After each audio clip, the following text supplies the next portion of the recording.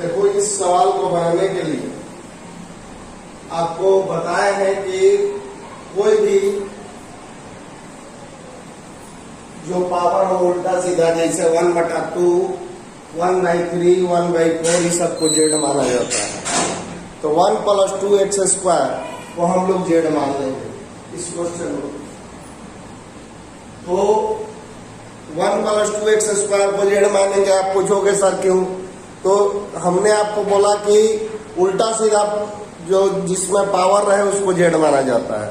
तो रूट का मतलब होता है 1/2 पावर, इसीलिए 1/2 पावर वाला को जेड मानेंगे। या 1/3 रहे या 1/4 रहे, इसको जेड माना जाता है।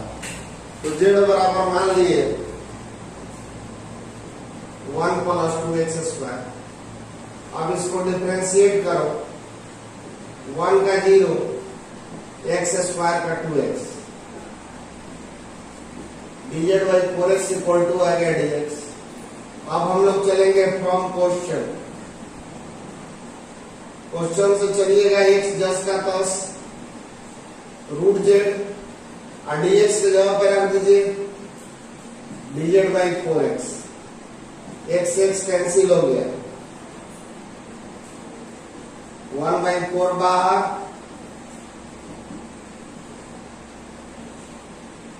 z पे पावर हाफ। z पे पावर हाफ को हम लोग क्या लिखेंगे? ½ + 1/2 + 1 + c, यानी 1/4 z पे पावर 3/2 + c। 1/4 3/2 ऊपर जाकर हो जाएगा 2/3, और z के जगह पे वैल्यू रख दो तो पावर 3/2 + c। ये कैंसिल करा दो, 1/6। कोई भी उठपटांग पावर नजर आवे, जैसे 1/2, 1/3, 1/4, इस सबको जेड माना जाता है। तो इस क्वेश्चन में हमने 1 + 2x² को जेड मान लिया। dz/dx 1 का हो गया 0, x² का हो गया 2x। तो 4x को ला दिए नीचे, dx निकल गया। अब चलो फ्रॉम क्वेश्चन, x जस का तस, इसके जगह पे क्या करेंगे? z रख दीजिए, रूट है तो रूट, और dx के जगह पे dz/4x, x कैंसिल हो गया, 1/4 बाहर, z पे पावर हाफ, z पे पावर हाफ का z पे पावर 3/2 3/2 ऊपर गया तो हो गया 2/3, और ये कैंसिल करा दीजिए, आपका आंसर आ गया। 9 नंबर आपका होमवर्क है। 10 नंबर को बनाने के लिए आपको सबसे पहले √x कॉमन ले लीजिए। जब कॉमन आ रहा है तो पहले कॉमन ले लीजिए। तो कॉमन ले लिए तो ये क्या बच गया? √x - 1। √x निकाल दिए तो यहाँ √x हो गया, यहाँ पे 1 हो गया। अब z बराबर मान लीजिए, डिफरेंशिएट करो, √x का 1/2 √x, 1 का 0। z बराबर √x - 1 मान लिए, √x का हो गया 1/2 √x, 1 का हो गया 0।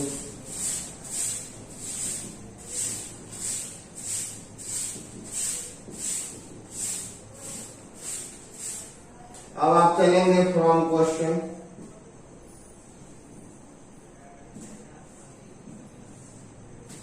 √x जस का तस, इसके जगह पे क्या रखोगे? z, और dx के जगह पे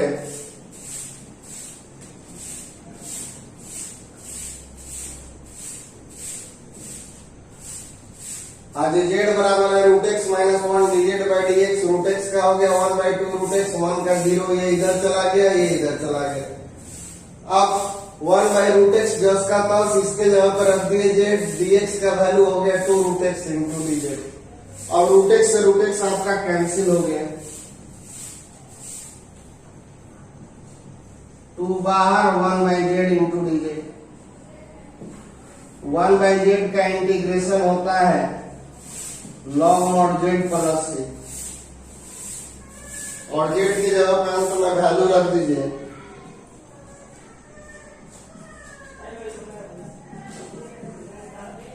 आंसर आ गया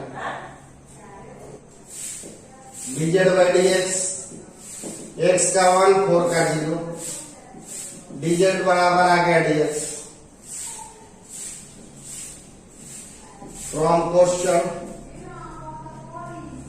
x जस का 10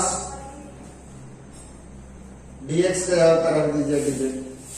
अभी भी x देख रहा है कि दिखाई दे रहा है, अभी भी x दिखाई दे रहा है, x को हटाना होगा। तो देखो x plus 4 equal to z, x का वैल्यू आ गया जेड माइनस 4। रखो z minus 4 by root z dz। Z बराबर x plus 4 dz by dx, x का 1 4 का 0, dz बराबर आ गया dx। x 10 का 10 रूट अंडर x प्लस 4 के जगह पे z और dx हटा के dz। x प्लस 4 बराबर z, तो x का वैल्यू z माइनस 4। अब हम लोग अलग अलग करेंगे, z by root z, 4 by root z, cancel करा दो, रूट z।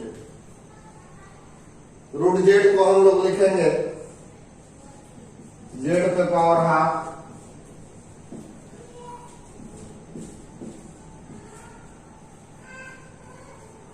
अब इसको हम लोग लिख देंगे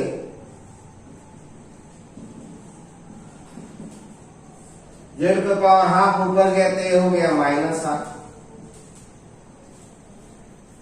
z पे power half into dz minus 4 बाहर, z पे पावर हाफ ऊपर गया तो हो गया z पे पावर माइनस हाफ। अब इसको इंटीग्रेट कीजिए तो z half plus 1, half plus 1 minus half plus 1 minus half plus 1 plus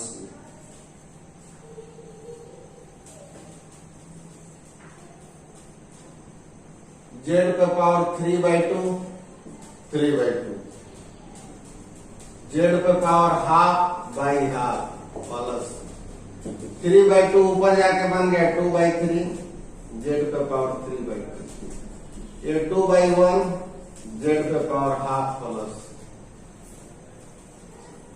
अब कॉमन ले लो, 2 जेड पे पावर हाफ कॉमन, 2 जेड पे पावर हाफ कॉमन आ गया तो देखो 2 निकल गया, 1.5 गो पावर है तो हाफ निकल गया, तो यह कितना बच गया, ये वो जेड बच गया बाई 3। यहां से ये निकल गया, ये निकल गया तो बच गया 4 प्लस 3। इसको लिखेंगे 2 रूट जेड और ये हो गया जेड माइनस 12 बाई 3। अब वैल्यू रख दीजिए 2 बाई 3, ये यहां आ गया, जेड के जगह पे x प्लस 4, जो आप रख देंगे x plus 4 minus 12, 2 by 3 root under x plus 4, x minus 8 plus. एक बार फिर से देखो कैसे कैसे हुआ, z बराबर मान लिए x प्लस 4, डिफ्रेंशिएट करेंगे x का 1 4 का 0, dx को 1 से मल्टीप्लाई करोगे तो dz बराबर आ गया x। अब चलिए फ्रॉम क्वेश्चन x 10 का 10 रूट x प्लस 4 के जगह पे वैल्यू रख दीजिए z और dx के जगह पे वैल्यू रख दीजिए dz। देख रहे हैं कि अभी भी x दिखाई दे रहा है और एक इंटीग्रेशन में 2 को वेरिएबल नहीं रहता है, इसलिए इस x को हटना होगा। तो इस x को हटाने के लिए हम लोग फिर से चलेंगे z से, x प्लस 4 बराबर z है तो x का वैल्यू आ गया z माइनस 4। अब x का वैल्यू हम लोग क्वेश्चन में रख देंगे z माइनस 4। अब बटा में क्या हो गया रूट z, अब z बाई रूट z हो गया, ये 4 बाई रूट z हो गया। रूट z को z से कटाओगे तो रूट z हो जाएगा। रूट z का मतलब z पे पावर हाफ, रूट z का मतलब z पे पावर हाफ, ये ऊपर चला गया तो हो गया माइनस हाफ। अब हाफ वाला का इंटीग्रेशन कीजिए, half plus 1 by half plus 1, ये minus half plus 1 by minus half plus 1, ये आ गया जेड पे पावर 3 बाई 2, ये 3 बाई 2, ये जेड पे power half by half, 3 by 2 ऊपर जाके 2 बाई 3, जेड पे पावर 3 बाई 2, ये ऊपर जाके 2 बाई 1 हो गया। 2z पे पावर हाफ हम कॉमन ले लिए, तो ये जो 1.5 पावर है आधा पावर कॉमन लिए हैं तो ये वो बच जाएगा। अब बटा में 3 बचेगा, ऐसा से ये निकाल लिए तब 4 बच गया। अब हमने एलसीएम ले लिए 3 चौक के 12।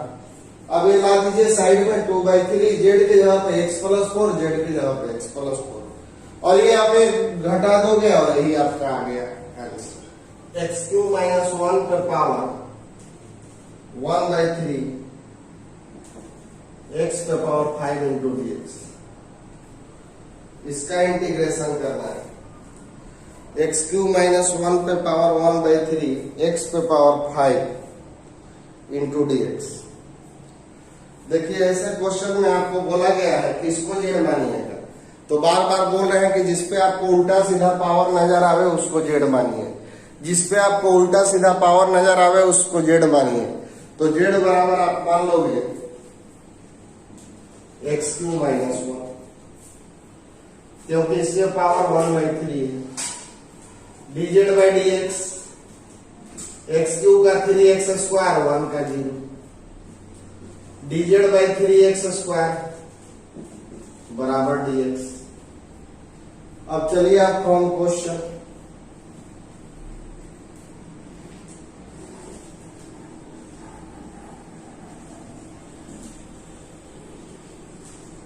x³ - 1 की जगह पे z पे पावर 1/3 और x पे पावर 5 को हम लोग लिखेंगे x³ इंटू x² लिख सकते हैं। x³ - 1 की जगह पे z पावर 1/3, x पे पावर 5 को x³ इंटू x², और dx का वैल्यू देखो इधर से कितना है, dz/3x²। हर क्वेश्चन में dx का वैल्यू रखना होगा, तो x² से x² कैंसिल हो गया। लेकिन अभी भी देख रहे हैं कि हमको 1/3 बाहर कर दो, z पे पावर 1/3 x³ इंटू dz। अभी भी देख रहे हैं कि x³ नजर आ रहा है, तो x³ नजर आ रहा है, तो इसके लिए आप लोग फिर से चले यहां से, सिंस x³ - 1 बराबर z, तो x³ का वैल्यू आपका आ गया z + 1। अब रखिए वैल्यू z पे पावर, जब तक जेड में हम कर रहे हैं तो टोटल जेड में होना चाहिए, एक्स नहीं नजर आना चाहिए। अगर हमको वैल्यू रखने के बाद भी एक्स नजर आ रहा है तो फिर आप मदद लेवे जेड से। तो हमने इसका वैल्यू रख दीजिए जेड और डीएक्स का वैल्यू रख दिए, फिर भी एक्स नजर आ रहा है तो फिर हम यहां से मदद लेंगे। तो x³ का वैल्यू निकल गया, अब x³ के जगह पे रखिए z + 1 इंटू dz। अब आपका 1/3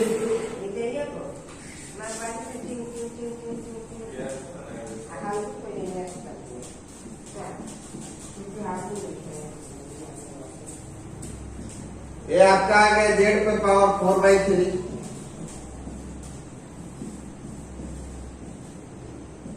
तो 1/3 z 4/3 dz, 1/3 z पे पावर 1/3 इंटू dz।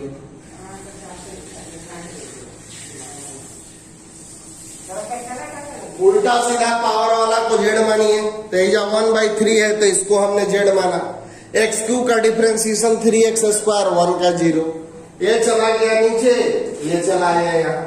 अब x³ - 1 के जगह पे आप क्या रख देंगे जेड पावर 1/3, x पे पावर 5 को खुदरा बजा लिए, x³ इंटू x² कर लिए, जोड़ोगे तो x पे पावर 5, और dx के जगह पे वैल्यू dz/3x², x² से x² कैंसिल हो गया, 1/3 बाहर हो गया। अभी भी x³ नजर आ रहा है, तो x³ - 1 बराबर z, तो x³ का वैल्यू z + 1। अब x³ हटा के z + 1 कर दिए, अब इसको इससे मल्टीप्लाई किए, फिर इसको इससे मल्टीप्लाई किए, या बेस सेम है तो पावर जुटेगा। अब फिर अलग अलग कर दीजिए, तो 1/3 z 4/3 dz, 1/3 z 1/3। अब इसका इंटीग्रेशन किया जाए,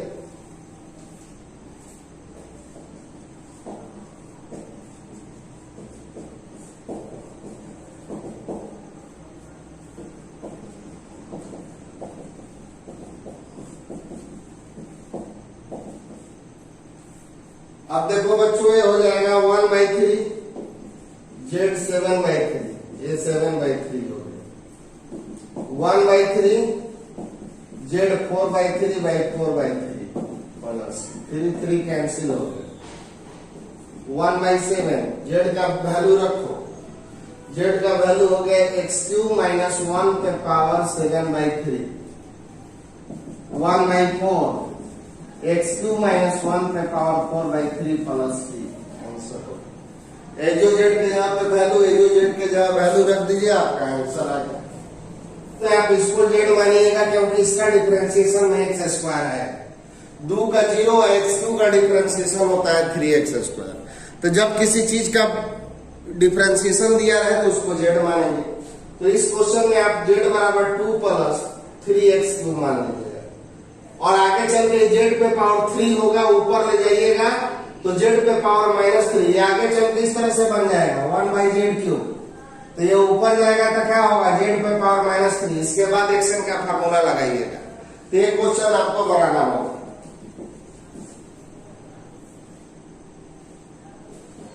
14 में 1/x log x पे पावर m dx।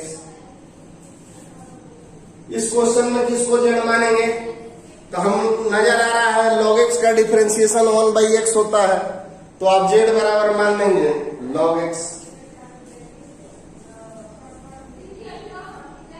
इस क्वेश्चन में एक तरीका चलेगा और ये ऊपर चला जाएगा तो -m होगा, इसके बाद इसको सॉल्व कीजिएगा।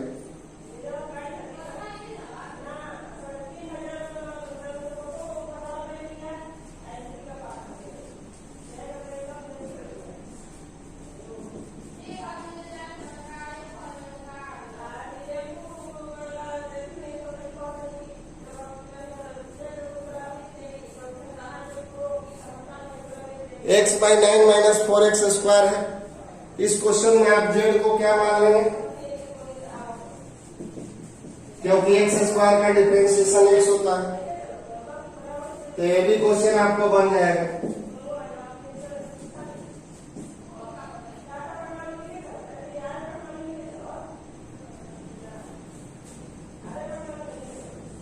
e पे पावर इसका इंटीग्रेशन करना है, e पे पावर 2x + 3 का इंटीग्रेशन करना है।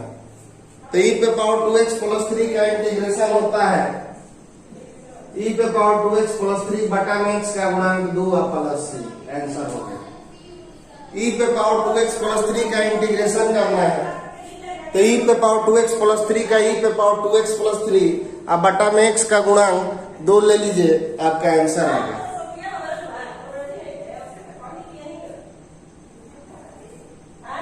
17 नंबर क्वेश्चन, x/x² dx। आप z बराबर x² कर लो, इसके बाद इसको बनाओ।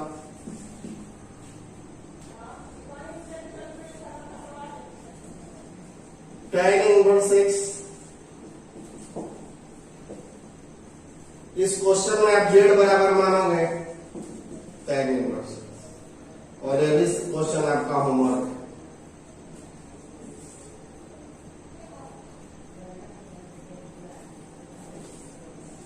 e पे power 2x - 1 e 2x + 1 dx।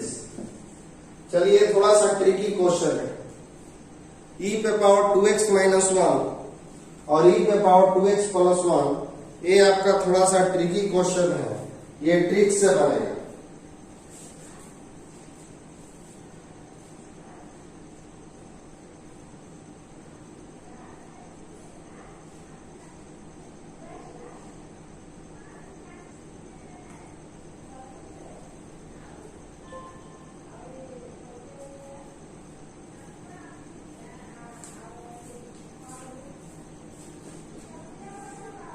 e पे पावर x कॉमन ले लो, तो देखो e पे पावर 2x है, एक को x कॉमन ले लेंगे तो e पे पावर x हो जाएगा, लेकिन इसमें क्या होगा, भाग हो जाएगा।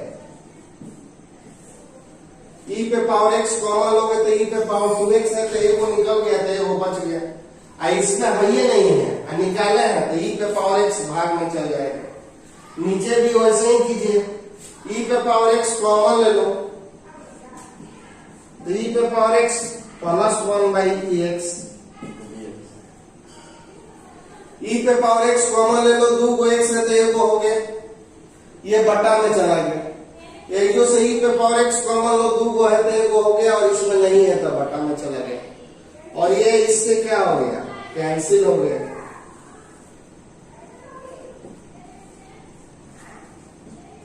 ये ऊपर जाएगा,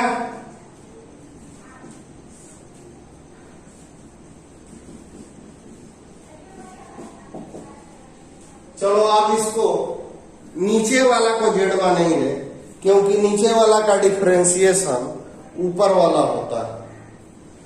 तो देखो लेट जेड बराबर EX e पे पावर माइनस, डिफरेंशिएट करो e पे पावर x,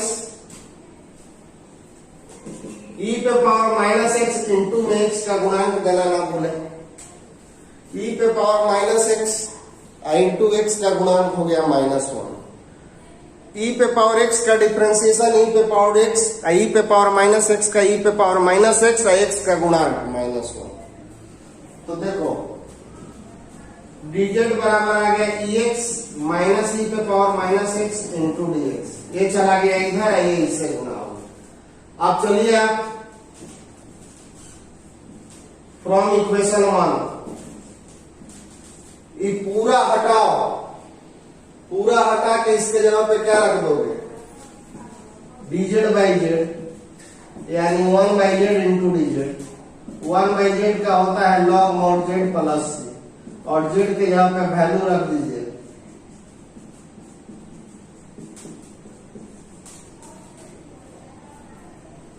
z बराबर e पे पावर x, e पे पावर माइनस x, ex का ex, e पे पावर माइनस x का e पे power minus x into -1, plus minus हो जाएगा माइनस, ये चला गया इधर। ये पूरा हटा के हम लोग क्या रख देंगे dz और नीचे रख देंगे z, dz/z हो गया log mod z, z के यहाँ पे वैल्यू रख दीजिए, आपका आंसर आ गया।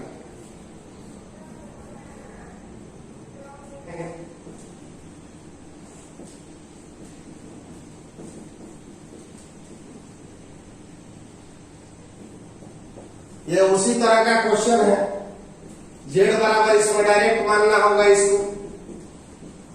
आप डिफरेंशिएट करो तो e पे पावर 2x इंटू में x का गुणांक, डिफरेंशिएशन में x का गुणांक गुना होता है, और e पे पावर -2x का e पे पावर -2x x का गुणांक -2। अब आप dz 2 कॉमन ले लो इंटू dx, 2 ला दो नीचे, dz/2 e पे पावर 2x e पे पावर -2x इंटू dx। अब आप वैल्यू बैठा दीजिएगा, इतना हटा के इसके जगह पे dz/2 और नीचे वाला z और 2 बाहर करके इंटीग्रेशन कर दीजिएगा। ऊपर वाला का वैल्यू आपका आ गया dz/2 और नीचे वाला का जानिए रहे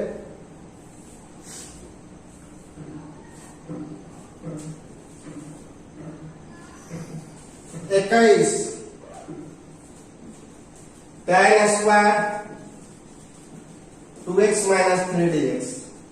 हम आपको पहले भी बता चुके हैं कि कभी भी tan स्क्वायर आ जाए तो इसको sec स्क्वायर में बदल लीजिए, कभी भी tan स्क्वायर आवे तो sec स्क्वायर में बदलिए। तो आप जानते हैं कि tan स्क्वायर x बराबर होता है sec square x minus 1, tan square x बराबर होता है sec स्क्वायर x माइनस 1। तो tan स्क्वायर 2x माइनस 3 बराबर क्या हो जाएगा, sec स्क्वायर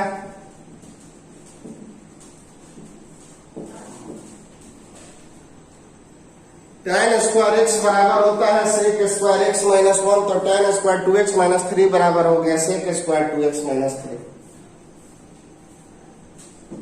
अब इसको हम लोग लिखेंगे sec square 2x minus 3 into dx और ये हो गया माइनस dx। sec स्क्वायर का इंटीग्रेशन हम लोग जानते हैं, sec स्क्वायर का इंटीग्रेशन क्या होता है tan x, sec स्क्वायर का इंटीग्रेशन होता है आपका tan x। तो सेक स्क्वायर के जगह पे आप लोग लिख देंगे tan 2x माइनस 3। अब बटा में x का गुणांक देना ना बोले, सेक स्क्वायर का इंटीग्रेशन tan 2x माइनस 3 बटा में x का गुणांक 2 dx का x प्लस c, आंसर हो गया। फिर माइनस 4x प्लस c या बटा में x का गुणांक माइनस 4। अरे सेक स्क्वायर का इंटीग्रेशन tan, तो tan जो चीज है वो लिख दो 7 माइनस 4x। अब बटा में x का गुणांक कितना हो जाएगा माइनस 4, आपका आंसर आ गया। 23 नंबर सवाल बिल्कुल आपको बनाना होगा, क्योंकि इसमें साइन इनवर्स x का डिफरेंशिएशन दिया हुआ है आपका ये, तो z बराबर आप लोग मान लेंगे साइन इनवर्स x और एक क्वेश्चन बनना चाहिए।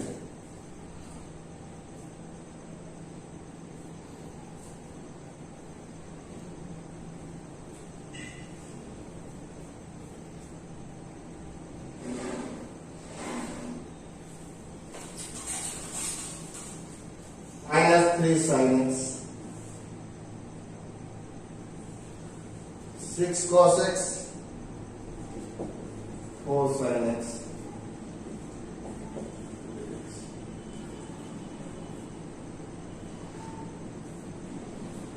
बस देखो इस क्वेश्चन को बनाने के लिए नीचे से 2 कॉमन ले लो, इसको पहले लिख लो। 4 sin x को क्या लिख सकते हैं 2 sin x और 3 cos x। 2 कॉमन ले लिए और ये वाला पहले लिख लिए, क्योंकि साइन का cos होता है, cos का माइनस साइन। जोड़ में है तो आगे पीछे लिखा जा सकता है। और अब आप z बराबर 2 sin x plus 3 cos x करके इस क्वेश्चन को बना सकते हैं। z बराबर आप किसको मान लेंगे 2 sin x plus 3 cos x, तो ये भी क्वेश्चन बन जाएगा।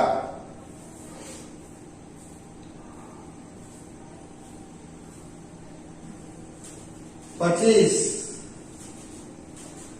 1 by cos square x 1 minus tan x का होल स्क्वायर, इसका इंटीग्रेशन कर रहा है। तो cos स्क्वायर ऊपर जाएगा तो क्या बन जाएगा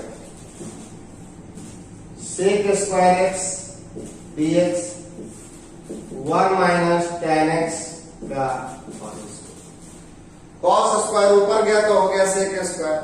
अब z बराबर हम लोग मानेंगे 1 minus tan x dz by dx 1 का 0 tan का डिफरेंशिएशन sec स्क्वायर x, यानी dz by minus sec square x equal to हो गया dx। 1 माइनस tan x 1 का हो गया 0, tan x का हो गया sec स्क्वायर x, ये चला गया नीचे, ये चला गया ऊपर। अब चलेंगे हम लोग फ्रॉम क्वेश्चन।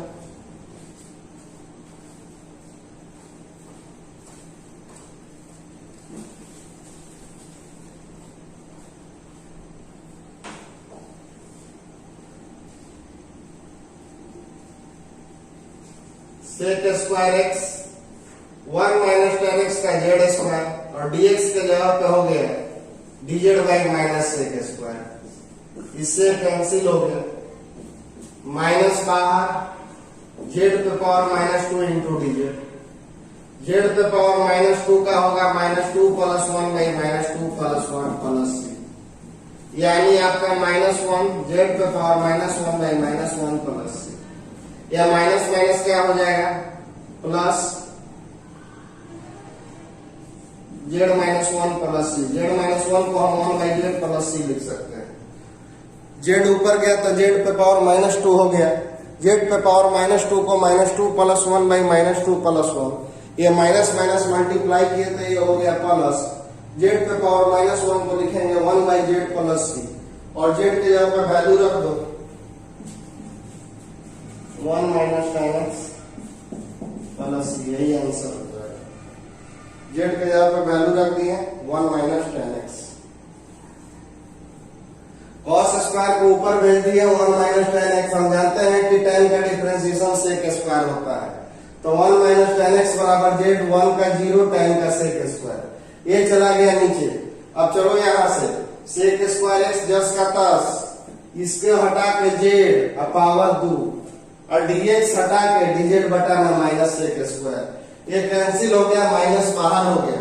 कभी भी नीचे पावर रहेगा ऐसा बहुत सारा सवाल मिलेगा, इसको फट से ऊपर ले जाइएगा, माइनस में कर दीजिएगा। इसके बाद आप एक्शन का फार्मूला लगाइएगा, -1 आ गया, ये -1 आ गया, ये माइनस माइनस हो गया प्लस जेड के पावर -1 को 1/z लिख देंगे, 1/z का वैल्यू रखिए और आंसर पाइए। और इस क्वेश्चन को बनाएंगे 27 number question. sin 2x into cos 2x into dx। रूट वाला को जेड माना जाता है, sin 2x को जेड मानिए, बनाइएगा इसको। 28 बहुत ही सब आसान सवाल है। जेड बराबर मान लेंगे 1 प्लस sin x, ये भी बन जाएगा। 29 cot x into log sin x dx। Z बराबर आप लोग मान लेंगे log sin x। log sin x का डिफरेंशिएशन होता है cot x, बन जाएगा। 30